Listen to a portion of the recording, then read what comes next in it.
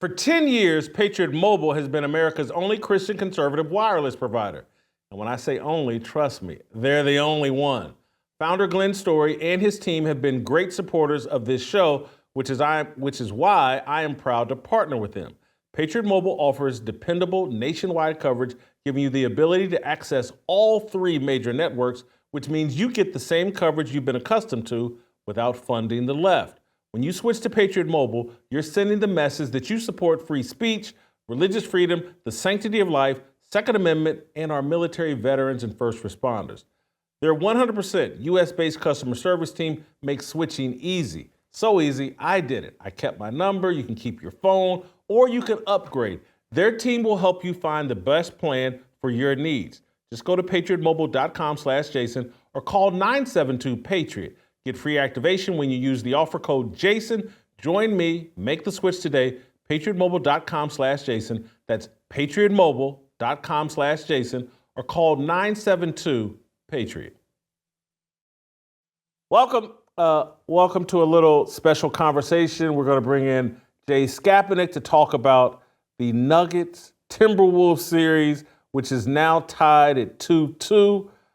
Jay, I think last week, everybody was focused on 0-2, Nikola Jokic isn't the MVP, he's going to get swept, and they were all about to redefine Nikola Jokic and all claim, it's racism, and Shai Gilgeous-Alexander should have been the MVP. No one was expecting Denver to go to Minnesota and tie this thing up 2-2 with back-to-back awesome performances. Last night, Aaron Gordon was incredible. Jamal Murray was timely, and Nikola Jokic was just Nikola Jokic. He couldn't be stopped on the offensive end. His rebound and assist numbers were actually down, but I thought he played a hell of a game. Your thoughts, are you surprised this series is now tied up 2-2? Jason, I'm absolutely shocked, honestly. Not a lot surprises me when we're talking about the NBA and the NBA playoffs, but this shifting in this series that's occurred basically, on its nose in 2 days over the weekend. Less than a week ago, we're talking now, 6 days ago was that game 2, and the quick adjustment that was made in this series by the Nuggets and the abrupt shifting of the tone of the series overall is as alarming and stark as any series I can remember in recent memory. The Nuggets have absolutely turned this thing around, done a complete 180, and they look like a completely different team from the end of game 2 to the beginning of game 3, and now they just kind of kept that momentum rolling into game 4, and it certainly does have a very, very different feel at this point. Gap, I'm going to make an assertion that I don't think everyone will be on board with, and maybe not even understand, called BS. But I think this guy is so beloved by his teammates, Nikola Jokic. And we saw it last night in a clip after the game. Aaron Gordon was talking about being unselfish, or a reporter asked him about being unselfish, and the Joker walked into the press conference, and Aaron Gordon had this big smile on his face. You brought it up because I learned it from Nikola Jokic and blah, blah, blah. I think the guys on that team could sense the energy and the negativity that was headed Jokic's way. And everybody on that Nuggets team has rallied around him, elevated their play. He's elevated his play, and they're determined not to see this guy's reputation besmirched the way the woke media was doing it. And I'll draw a comparison to a football analogy. And Scap, I don't know how super in tune you are with the NFL, but Brett Favre had this same impact in Green Bay. Didn't matter what the media said about him. Didn't matter how other NFL players felt about him. Any of that. The guys on the Green Bay Packers loved Brett Favre. And on the day, and I've talked with Brett Favre about this, Brett played this historic game on the day his dad died, and he put up these incredible numbers. And I've told everybody, go watch the game. Brett played well. But what really happened was Brett's teammates, his receiving core, and everybody else just elevated their play and made all these circus catches because they showed up for Brett Favre. And that's what I think is happening with the Denver Nuggets right now.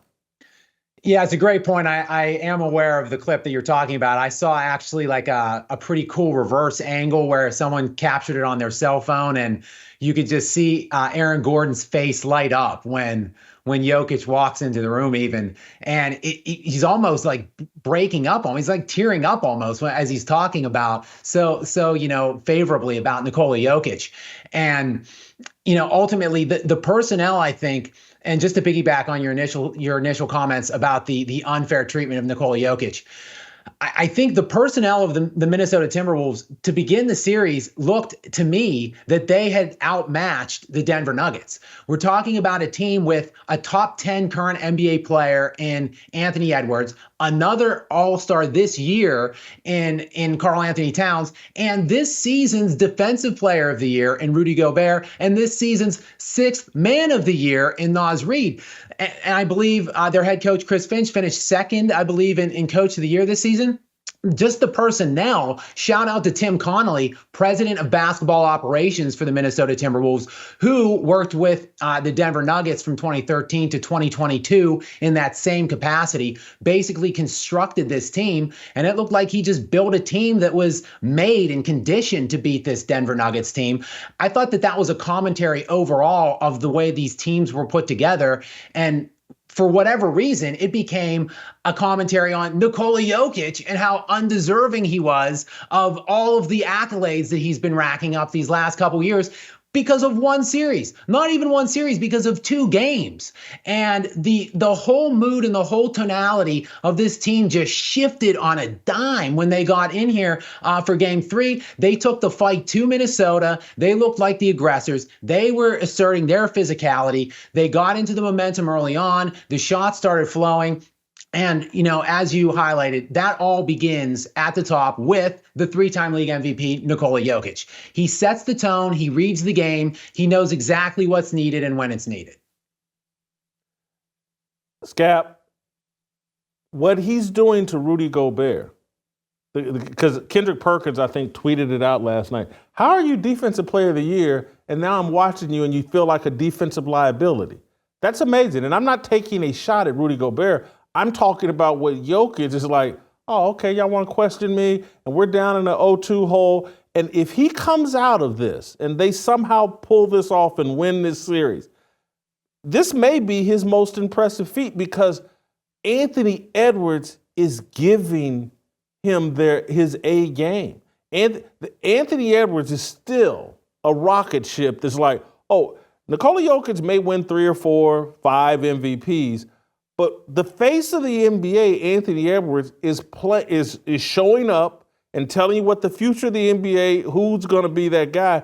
They're getting the best of Anthony Edwards and somehow digging themselves out of this 0-2 hole on a night when Anthony Edwards puts up 44 and is just incredible. And again, Jokic facing the Defensive Player of the Year, he puts up 35. What he's doing in this series, and if they complete what he's doing in this series, the ascending team, perhaps the Michael Jordan of this era, that they are about to say, nah, you got to wait even longer. It's not your time yet. I think this could be Jokic's most impressive feat. Jason, I'm still getting chills just thinking about this last night, this game, how incredible it was to see these two guys going at each other. I mean, there are moments in a basketball game where you can kind of feel the momentum is shifting. Maybe a play here or a play there could change everything. Anthony Edwards was just giving them everything he got. I mean, 44 on a very efficient night, 16 of 25 from the field, 5 of 8 from the three-point line. And it was just a barrage of scoring, like right when it felt like watching the game. If you didn't know the score, I would suggest the Nuggets were up by 25 or 30 points. It was 11, 12 points, all because Anthony Edwards was doing everything he could and making outrageous shots, aggressively attacking double teams. The Nuggets, they might have figured out the defense. They still haven't figured that kid out. He's getting whatever he wants, whenever he wants it. And yet the Nuggets, I don't want to be cliche here, but the hearts of the champions, they just found a way to continually answer him. And predominantly down the stretch of the fourth quarter, it was all Nikola Jokic. They took, I believe, an 11-point lead into the fourth quarter. And Jokic, who had sat for the last 6 minutes of the third in foul trouble, started the fourth. Generally, that would be a rest time for him. But he gets to start the fourth, plays the whole fourth rested, and he was just the best player on the floor that fourth quarter. He had 16 points in that quarter down the stretch. And I mean, he swung it all. And there's been a lot of adjustments from a tactical standpoint by Michael Malone, but ultimately, trying to engage Rudy Gobert more. You mentioned that. I mean, they're hunting Rudy Gobert. They're putting him in the action. They're trying to get some cross switches, get him to leave the four that he's guarding typically, which is Aaron Gordon, and play Nikola Jokic more head up. I mean, when have we ever heard of someone hunting a 4-time defensive player of the year and trying to engage and basically go at him? But Jokic is busting his ass whenever they get in that single match. He's just taking him. He's scoring. He's making the reads. The Timberwolves look a tad bit slow now on the rotations. I mean, it's just completely changed. And speaking of tactical and Michael Malone, there's a saying, Jason. It's not about the X's and O's, it's about the Jimmies and Joes. And in the press conference, Michael Malone kind of talked a little bit about the tactical differentials between games 1 and 2 and 3 and 4, but primarily he just credited Nikola Jokic and Jamal Murray. 8 years of them playing together, the experience, their intelligence, they're just total unselfishness, and essentially they're just figuring it out. And that looks like a pretty scary prospect for Minnesota now that it's shifting back to Denver for Game 5. Final thoughts, Scap, and I don't want to spend a lot of time on this because we will come back later in the week and spend some more time, but everybody's going out of their way to say, don't compare Anthony Edwards to Michael Jordan. And I think they're going too far. And I don't think comparing him to Dwayne Wade is an insult to Anthony Edwards, but I don't think it's the accurate comparison. The only comparison, look, he may run out of steam. He may not have Jordan's focus next year and take his thing to the next level, but the only comparison that works is Michael Jordan. And I'm not saying he's on Michael Jordan's level, but if you look at the guy and watch the way he plays, I was like, well, we haven't seen this since Michael Jordan. And there was a time when I authentically thought, it was the year Dwayne Wade, I think, averaged 30 points a game. It was I think it may be the year that Kobe won MVP. But I thought Dwayne Wade was legitimately the best or right there with Kobe. Yeah, it's the 2008-2009 season. Who won MVP? LeBron won MVP. Kobe finished second. Dwayne Wade finished third. I think the only real comparison is Michael Jordan, and I think people are bending over backwards trying not to compare him to Michael, and I think they're making a mistake. Yeah, Jason, no, and you're not going to find anyone more curmudgeonly than me and stubborn and old school headed, where I hate comparing young up and coming players to all time great players. I hate really even giving young players credit until they prove it and show it. But watching this kid, I've watched every game he's played in the playoffs this year, and his game is absolutely light years advanced to what you would think his age is. I mentioned it previously when we talked, the maturation in the game. Like has unbelievable athleticism, but he doesn't get sped up. He keeps the game slow. He controls the game. He puts you in the situations that he wants to be in. And he has no weakness. He's making threes. He's making contested deep shots at literally 23 in 3 months still. I mean, he's still 22. This is absolutely unbelievable. And he has a willingness to compete at the other end. There's been some problems these last 2 games in his screen awareness and fighting through screens and stuff. But in space, on ball as a defender, he's as good as anybody in the NBA right now. If you just put him straight up on anybody, he played 45 minutes last night. He poured it out on both ends.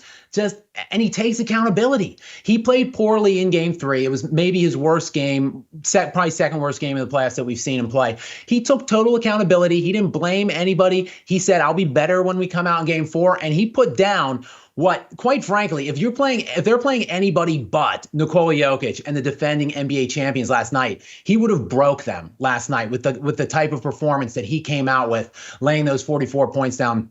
I'm with you all the way, honestly. I love Jordan. I love Kobe. I'm a huge defender of both of them, but I haven't seen a kid that it encapsulates everything that he brings to the table since, Kobe and Jordan, really. Those are the only two guys that come to mind. Scap, great job as always. Thank you so much. I watched all of this T-Wolves Nuggets game, start to finish, and it takes a lot for me to watch an NBA game from start to finish and never take my eyes off of it. It was awesome, that game last night. And what Jokic did, what Edwards did, what the Nuggets did, what Aaron Gordon did, awesome. Thank you for watching. We'll see you next time. Help us grow the Fearless Army. Pound that like button, subscribe to the channel, and share this video with all your fearless friends.